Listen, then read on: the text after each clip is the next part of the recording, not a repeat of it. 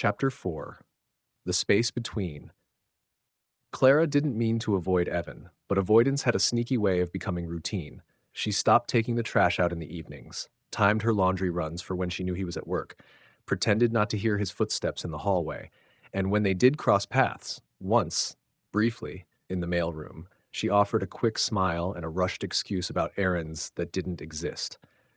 She couldn't look at him without remembering the almost kiss, the quiet pain in his eyes when she'd pulled back, the way he hadn't argued, hadn't pushed. It wasn't guilt that kept her away. It was fear.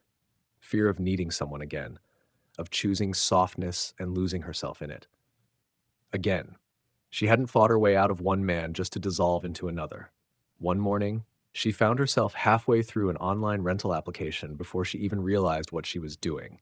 A one-bedroom in a neighboring neighborhood. More expensive, less light, worse plumbing, but safely unfamiliar. Her finger hovered over the submit button for a long, long time. She didn't click it. The invitation came as a text from Talia. Engagement party this Saturday. Rooftop bar. Semi-fancy.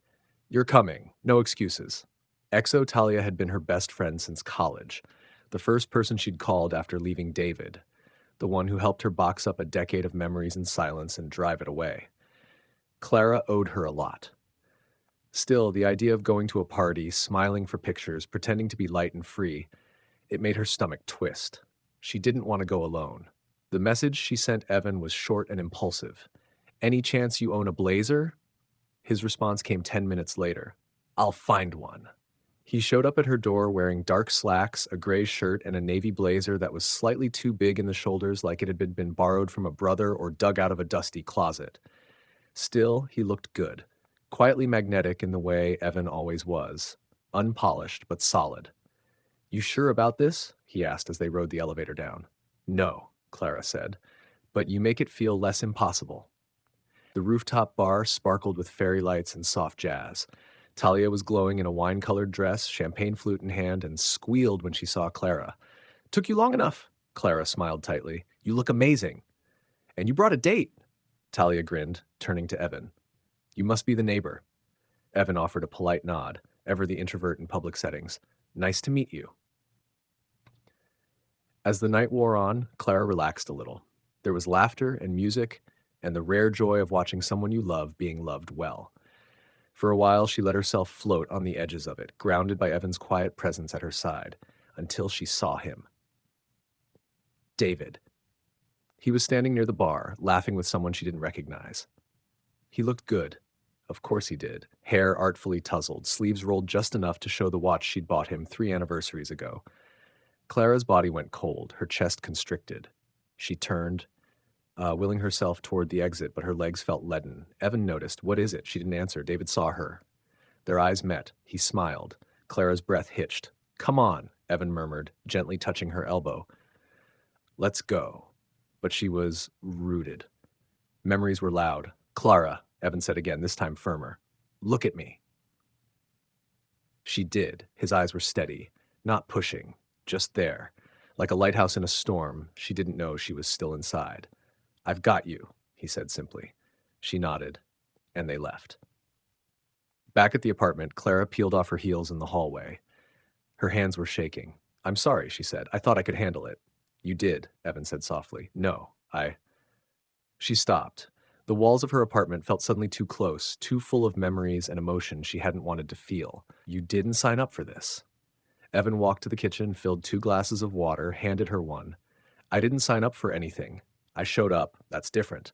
She sat on the couch, the night pressing heavy on her shoulders. He remained standing. I've been trying to figure out what to say to you, he said. Since that night, but I think the truth is better than anything rehearsed. Clara looked up, heart racing. I don't want to fix you, Evan said. I just want to be next to you, however you are. Messy, healing, guarded. You don't owe me anything. But I'm here. Something inside her cracked open at that. Not in a clean way, in a sob-welling, breath-caught way. She stood, stepped toward him, and kissed him. It wasn't rushed. It wasn't reactionary. It wasn't a placeholder for something else. It was real. His hands found her waist, slow and reverent, like he was afraid she'd vanish if he touched too hard. She leaned into him, anchored and shaking all at once. Then she pulled away, His eyes searched hers, questioning. I need to choose myself first, she whispered. I want to be with you, but I need to know I'm not doing it to escape something else. I need to be okay alone. Evan nodded, no hesitation. I'll wait, he said. Clara exhaled a shuddering breath. He walked to the door, paused. I meant what I said, he added. You're not too much, Clara. You're just real. And that's the only kind of person I've ever wanted. Then he left. She sank onto the couch, heart thudding with everything that had been said and everything still unsaid. Chapter 5. When the lights come back on. Healing wasn't a dramatic thing. It didn't show up in a grand epiphany or a dramatic monologue in the mirror. It was slow, unglamorous, awkward at times. Clara sat across from her therapist on a Thursday morning, her hands folded, her voice uncertain. Some days I think I'm fine. Other days I hear his voice in my head again, telling me I was always too sensitive. The therapist, Elise, nodded gently. Healing isn't linear. It's not about never hearing that voice again. It's about not believing it anymore. That stuck. Not believing it anymore. Clara left the appointment lighter, though the knot in her stomach still lingered. Small, but there. She didn't want perfection, just progress. And lately, she was finally letting herself see it. The apartment felt more like hers now. She'd hung new curtains, thrown out the last of the old wine glasses she and David had picked together. Her nights were no longer filled with silence, but with music, audiobooks, the occasional late-night text from Evan, short messages that didn't press, didn't pry, just stayed. The storm came suddenly. One of those spring tempests that rattled the windows and turned the sky a bruised shade of gray. It hit hardest at midnight. Thunder cracked like a spine, snapping in half, and the power went out with a soft, final sigh. Darkness poured into the room like water from a burst dam. Clara lit a candle and sat on the edge of her bed, heart thudding. Rain lashed the balcony. Her phone buzzed once, a message from Evan. You okay? She stared at the screen, wet-lipped and restless. For the first time in a long time, she didn't want to be alone. Not because she was afraid, not because she needed saving, because she wanted to choose something real. She threw on a sweatshirt, no makeup, hair damp with storm air, and knocked on his door. He opened it almost immediately. The apartment behind him was lit only by a single flashlight on the counter. He looked rumpled, shirt untucked, eyes wide with surprise. Clara? She was soaked, hood forgotten, cheeks flushed, breath caught. I don't want to run from this anymore, she said, voice steady despite the tremble beneath it. I don't want to hide behind the idea that being alone is the only way to be strong. I want you. Not because I'm broken, but because I'm whole enough now to know what love should feel like. Evan didn't say anything at first. Then, slowly, he reached out and tucked a strand of hair behind her ear. His fingers brushed her cheek, lingered. It should feel like this, he said quietly, right now. She stepped into him, their bodies meeting with the ease of gravity. No hesitation, no scripts. The kiss came soft, then deepened, hungry but not desperate, like water finding the cracks in dry earth, like two people who had waited long enough. They made their way to the couch, breathless and sure. There was no rush, no pretending this solved anything. It just mattered, because it was real, because it was chosen. The next morning, light filtered through the windows, soft and golden, touching everything gently. The storm had passed. The world was quiet in that way it always is after something wild. Clara stood barefoot in the bathroom, brushing her teeth. Evan's toothbrush sat beside hers in the holder, blue and green. 2. She looked at the reflection of herself in the mirror. No makeup. Hair tangled, eyes tired, but peaceful. Her own. Behind her, Evan leaned against the doorframe, coffee in hand, watching her like she was something steady to return to. She smiled, and he smiled back. And in her mind, Clara thought, love didn't save me, but it stayed when I saved myself. The end. Epilogue, 1 year later. Spring came early this year. Clara sat on the fire escape just outside the apartment window, legs tucked beneath her, a mug of tea cradled in her hands. Below, the city hummed. Cars rolling by, distant music, the low chatter of neighbors greeting the sun after a week of rain. Their building was still the same, flickering hallway light, mailboxes that jammed, a landlord who responded 2 days too late, but it felt different now. Warmer, worn in, not worn out. Inside, Evan was humming softly, tuning his old guitar. She didn't recognize the song, something new he was playing with, maybe. He still worked nights 3 times a week, still took his coffee black, still spoke more with his eyes than with his mouth. But he smiled more now. He had moved in officially 6 months ago. No big announcement, no ceremony, just a quiet shift. His books on her shelves, his boots by the door, his laugh echoing off the bathroom tiles while she brushed her teeth. One night, she'd opened the closet and found his jacket hung beside hers. It had made her heart squeeze. Still did. The front window creaked open behind her. Evan leaned out, hair mussed, hoodie half zipped. "Come back in," he said. "It's chilly." "I like it," Clara replied. "Feels clean." He smiled, eyes soft. "Breakfast?" She nodded. "In a minute." She looked out at the street again, her thoughts quieter now than they'd been in years. She no longer counted months since the divorce, no longer measured her healing in milestones or breakdowns.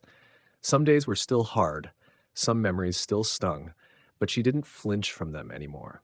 Last week, she'd passed David on the street. They locked eyes briefly. He looked older, thinner. He gave a polite nod, she gave a smaller one back, and kept walking. No ache, no aftershock, just closure.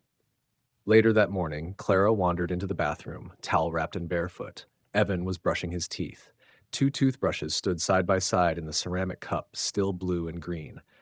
A small plant sat on the windowsill, the one Evan insisted was impossible to kill and which Clara had somehow managed to keep alive for 8 months. She met her reflection's eyes. The woman staring back at her looked the same, but wasn't. Her eyes were steadier. Her smile didn't look practiced anymore. She stepped behind Evan and slid her arms around his waist. He looked up at her in the mirror, toothpaste foam and all. "You're staring. I'm allowed. Shameless. Totally." He turned and kissed her forehead. "I've been thinking," she said, "about painting the bedroom, something light. Light blue? Too cold? Maybe sage. Sage, it's calming." He made a mock suspicious face. "Is that a hint?" She smirked. "It's a test." "Of what?" "Whether we can survive painting a room together without breaking up." Evan leaned in, brushing her damp hair behind her ear. "We'll survive it. Just don't make me tape the baseboards." "Deal." That night, after dinner, they curled up on the couch under the worn gray blanket they always fought over. Outside, the wind picked up again, teasing the first blossoms off the trees. Clara rested her head on his chest, listened to the steady beat of his heart, and let herself remember how far she'd come. Not with drama, not with noise, but with choice, with grace. Not all beginnings come wrapped in fireworks. Some start with a knock on the door and stay. Love, she'd learned, didn't rescue you, but it did wait outside in the rain, and when you were ready, it welcomed you in. Thank you for reading The Divorcee Next Door. If Clara and Evan's story moved you, if you felt the quiet ache, the slow healing, the whispered kind of love that lingers long after the last page, then I hope you'll stay for more. I write stories for the ones who've been broken, who've rebuilt, and who still believe in love that shows up quietly, patiently, and truthfully. Subscribe for more emotionally rich, slow-burn romance stories full of depth, drama, and endings that feel like home. Be the first to know when a new story drops and never miss the next heart twist or kiss that finally happens. Love didn't save her, but maybe the next story will show you how it stays. Until next time.